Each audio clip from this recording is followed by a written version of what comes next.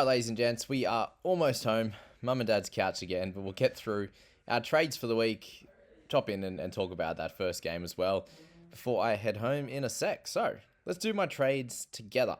Basically, I think this would be the best way to do it. I thought I wouldn't make a trade last night, given I was arriving home just before the games and probably a little bit out of it. And had a good sleep. We're good to go to make some trades. And I think we're going 3 for this week in fantasy, and I've gone 3 in supercoach. With the weather around, I'm not sure if I'll stick with that, but let's have a little play around. So, how I'm going to play it to kick things off tonight is I think we are going to loop Mr. Rob Toyer in centre, and that will decide who I actually do trade out in my team this week. I've got a few options and a few things I'm looking to do. Fletcher Sharp is definitely coming in. So I've got 265k in the bank, and one of our first ones to go. Let's just make it easy to kick things off. We are going to likely be bringing in Savala for Sandon Smith. So just going to help us out with some cash in the bank. It's 200k difference. It is massive. So we'll lock that in to kick things off. So that means Savala will actually sit in the 5. Toya's going to sit in the 6. And with Katonga in the starting centres, that allows, with the Roosters playing first up to this afternoon, and it's good to be back in normal time. It actually says 4 p.m. That game would be that'd be a 7 a.m. I think, or something like that, whatever it was in Portugal and wherever else I was. But that game is first, so I'll loop those two, and just looking as how the squad is right now, we've got Toya in the 6. If I like his score, it stays exactly as is. If I don't like his score, then I could move Tamale up. I could bring in a center. I could do anything like that. So that's the simple way to roll with it. I'm actually likely to trade out Stafford Toa. And in that scenario, I would definitely be taking Toya's. But because I can loop today with Katonga, if Toya gets injured or something like that really early, then I won't trade Stafford Toa. So, I'll make my second and third trade following this game this afternoon. I'm going to leave out Teddy. He's definitely an option in the wing fullbacks for myself, for everyone else. Drinkwater's another one that could potentially be an option. And then we've got the Knights guys. And that's where I'm looking personally, is down in the wing fullback for my trades this week. Egan, thankfully we can wait until this afternoon, the hour before. Very, very good chance that he does come out and start again, like he has done. And the sad thing, this one is Payne Haas. The good thing is for us owners that did buy in round 4, if you bought him in round 1, 2, or 3, you've crushed the trade. It's been awesome. If you bought him in round 4, compared to those who didn't buy in round 4, there's not too many actually in the top 5,000 that don't actually own him. But the 96 last night, that vindicated the trade in round 4. And I'm still sitting here reeling from when I captained him for his 42, and then following that, I've avoided basically captaining him. And of course, the couple of weeks, or the 1 week there that he's gone nuts, I haven't captained him, but I've sat there with Cleary and May, and there's been so many changes for captaincy, and a few more people actually captained Haas this week, and I think maybe more to do with the wetness and maybe going away from Cleary as captain. I've seen a few more jump on Cleary this week. But a lot of dropped off May for some reason after absolutely dominating and averaging 75. People are still asking, who do we captain? Terrell's averaging 75, and has a 51 in it in that game where Payne Haas got 42. So it was obviously a terrible fantasy game. You take out that 51, he's almost averaging 80. So playing near 80 minutes these days is pretty crazy. So he's a great captaincy option. Payne Haas is a great captaincy option. So is Cleary. So you can't go too wrong in any direction. But I'm just very glad that Haas has come out with that big score, because it does give him a 67.2 average across the last 5 games. So since round 4 when we bought him, all the way through until now. So that's good. But now, back to my trades. Stafford Toa. He's going to be the one to go right now. So let's just make a trade there. We've got some subbing to do. So let's just say Tamale goes up into the center spot, and we bring in Fletcher Sharp. So he's coming into the side this week. I've been excited by him for a bit now. I almost bought him last week, so we just buy him this week instead. It's very simple. It has the wing fullback and half cover. Really safe base. Very, very happy with that situation. So Fletcher Sharp's going to come in. And my final trade, Tom Jenkins. That is the play right now. As I said, I have a bit of room to move there with 693k. Drinkwater is one option, but I think I'm going for Big Greg the Leg. How good. 591k. It just gives me some room to move. Like, Dylan Lucas is someone that I am interested in. If I trade the way that it is right now, I can't get him this week. There is some risk around his hamstring as well. And as I said, I can do a few things with looping this week. If Rob Toya plays solidly, we take his score. We actually trade Stafford Toa this week. If he doesn't play any good, gets injured, whatever it is, concussed, hopefully doesn't, love watching him play, then Stafford will come back into the side. So that's the best way to look at it for your own trades. I just wanted to show you how it can be done right in front of your eyes, basically, because these things are things you learn over time, is different looping situations and whatever else. So right now, in this situation now, I have 3 out. So Yongi, Hubner, and Katonga. The reason we're holding Hubner, once he comes back, yes, he has the 23 in the rolling, but he's been hitting 40s and doing a good job. So if he gets back to that, he's still got some cash to make. He's playable in 17s. When, in weeks where we have all of our Roosters in round 10, you feel safer starting him. Stafford Toa, spoke about it in the videos this week, and a big thanks to everyone for watching all the videos and listening in on podcast while I've been away. It just really helps me be able to actually, go on holidays and different things like that, knowing that I can still make videos and still do the podcast, and you guys will listen and watch, and it doesn't completely fall off. So I very much appreciate that. I have a job, coaching, PT, all that kind of stuff, where I don't get annual leave or anything like that. So I'm leaving all that work, not getting paid while going away. So to be able to get some cash in, for some work with YouTube and stuff, that's very, very helpful. So big thanks to you guys all for that. We're back in business now. We're back at home, and I can't wait to continue with the rest of the year. But yeah, I hope this stuff kind of helps you set your own teams up and gives you an idea on strategy and different things like that. So Katonga, if I like Rob Toya's score, it stays as it is. The reason we do that, guys, because the reason that works, I should say, is because we have no centers in front of Rob Toya. If we like Savala's score, then we'll take someone out as well. And to be honest, when we're saying, if we like his score, you're looking at all these other guys, and Egan will have already been played in this one. Who would we actually take out? That's the question. So with Savala, it probably has to be 45 plus for us to take anyone out, because I can't take any of the wing fullbacks or centers out. I can't, and then who would you take out of my starting side? Egan will have already played. It's probably Mamazelis, Nicholson, Wong, one of those guys probably gets taken out. So Savala would have to score really, really well for that to be the case. And knowing, that's the case, pretty happy with the side this week then, for it to set up this way.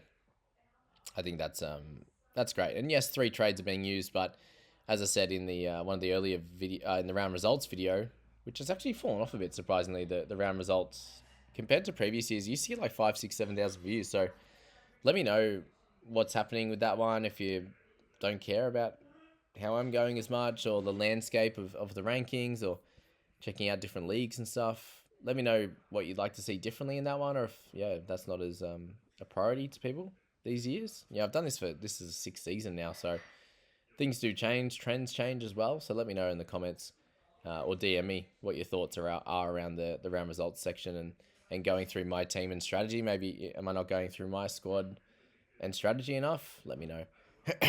But yeah, that's where the team's going to be at. I had used 2 trades more at this time last year.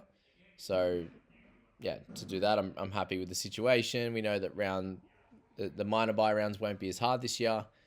We're setting up pretty well. I haven't got too many Origin guys. Fletcher Sharp and Marzu, upside, play all the way through to round 18. I thought that was a bit of a no-brainer. Drinkwater's great. Doesn't help me in round 12, though.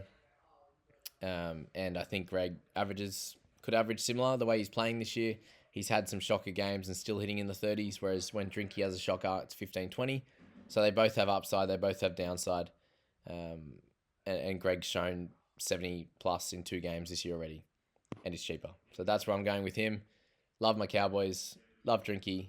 He's a tough watcher sometimes as well. So is Marzu. But yeah, so that's where I thought myself around that. Have a couple of nights. I'll probably get Dylan Lucas over the next bunch of weeks to improve with center or edge, just depending how things go.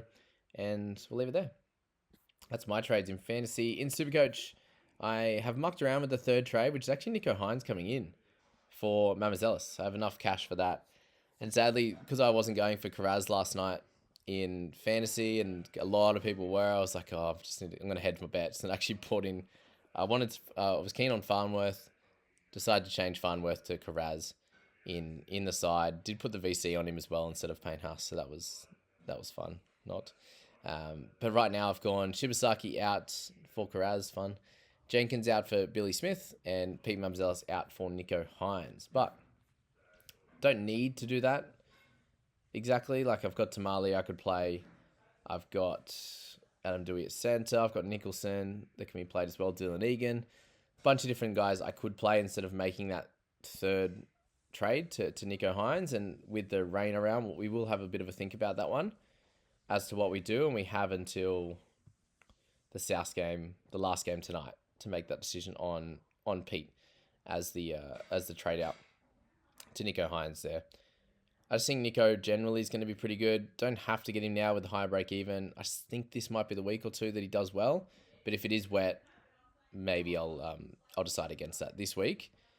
Leave it, reconvene, and reassess coming into next week, and just play someone else who could score the same as him. We know Hines has upside. I have him in fantasy already, so don't exactly have to do that. But the team's looking really, really strong, except for the fact that Karaz is going to get like a 40-odd. How he doesn't get a try assist for that play in Supercoach is beyond me as well.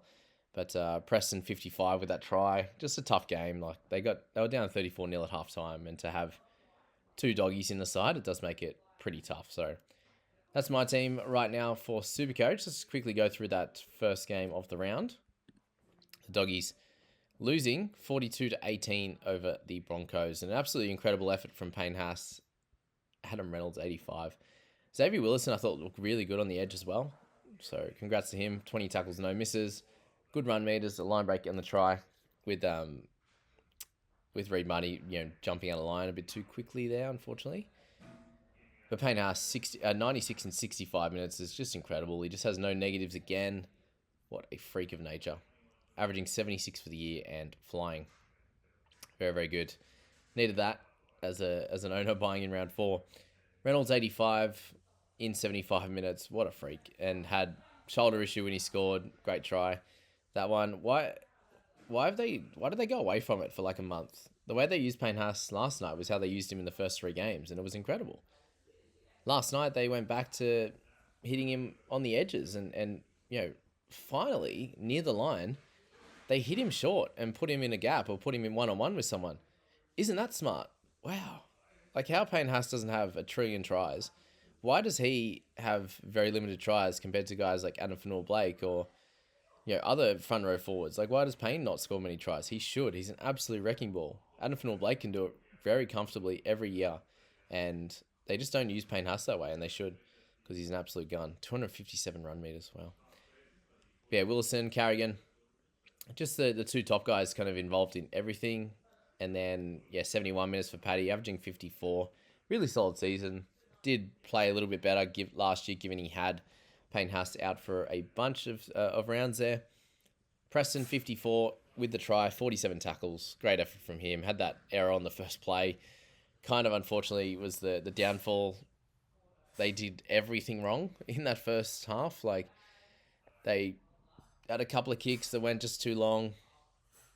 Caught in the in goal, and then you had those, one of them was just a really good, well, to be fair, Connor Tracy left both of them in the end, thinking one wasn't going to go over the 20, and then the other one he didn't know it was a 40-20, so that was really bad. There was penalties, there was shoulder charges, sin bins, everything went wrong for the Dogs, which was rough.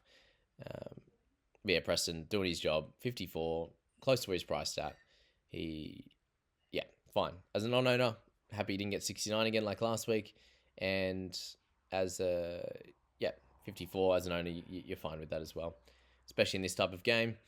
Kick out, really good game for him as well. 2 try assists in the end to help his score out and his team out. Sexton, really solid 48.